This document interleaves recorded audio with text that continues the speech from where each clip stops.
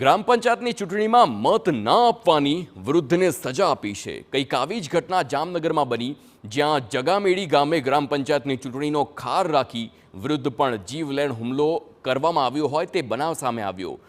ચૂંટણીમાં સભાસદ માટે ઉમેદવારી નોંધાવનાર આરોપી દિલીપ ગોહિલે પોતાને મત ના આપ્યાનો બદલો લેવા વૃદ્ધ પર જાહેરમાં લોખંડની પાઇપ વડે હુમલો કર્યો। ત્યારે ઇજાગ્રસ્ત વૃદ્ધને જીજી હોસ્પિટલમાં સારવાર માટે ખસેડવામાં આવ્યા છે।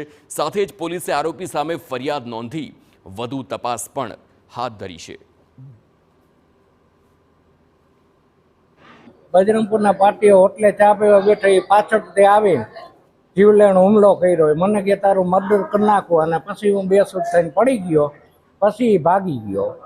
અને દિલીપ જીવરાજ ગોહિલ આ ભાઈ એક હતો, અને એને મારી ઉપર જીવલેણ હુમલો કર્યો।